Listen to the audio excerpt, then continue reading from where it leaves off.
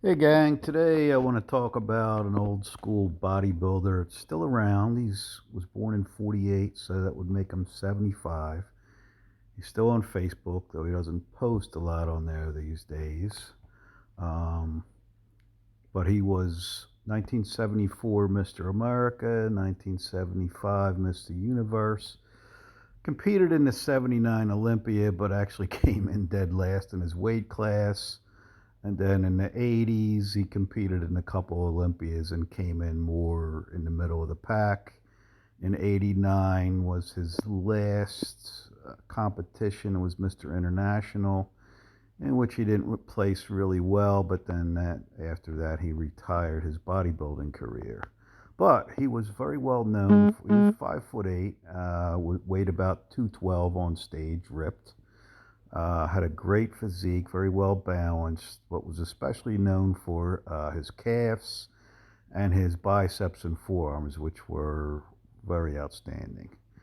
Um, Another thing I wanted to talk about, I came across something going through some of my old magazines. It was a Muscle Training Illustrated from '82.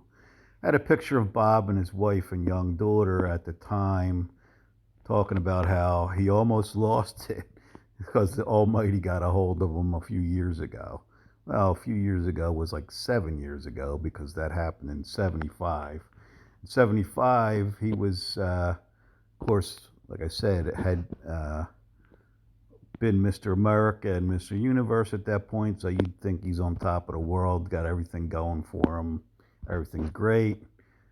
Except there was still something missing. And when he found out, he was in a diner and he was sitting there having a meal, had a whole bunch of pills sitting out, like a lot of us lifters and builders do, with taking multivitamins and all kinds of other supplements. He had all his pills laid out there.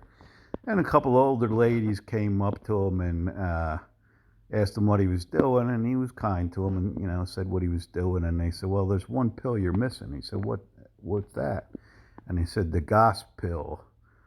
Which at that point, now he had been to church before. He had been to Catholic Church, Methodist Church, Presbyterian Church, but had never given his life over to Jesus Christ. But after speaking to these ladies, and they laid out the gospel to him, how he was a sinner, and all he had to do was accept Christ into his life as Lord and Savior, and Jesus would come in and he would be saved. He decided to accept Christ as his Savior at that point, and after that, he went around um, using his bodybuilding platform and being in magazines and stuff to talk about the gospel and present it to people in a way he probably wouldn't have otherwise had an opportunity to. And he stayed with it. He didn't fall back. He talked later about being against steroids and admitting, of course, that he had done them back when he was in his competitive days. But still around, like I said, still loves the Lord. Still will say God bless you and all these things. So had a great bodybuilding career, and yet another guy, like we've talked about, Chuck Sipes and Dennis Tenorino, Lee Haney, and a number of others that found that having a great physique and being Mr. This and that was all good and great, but something missing, and that something missing is Jesus Christ, and I suggest you turn to him as well.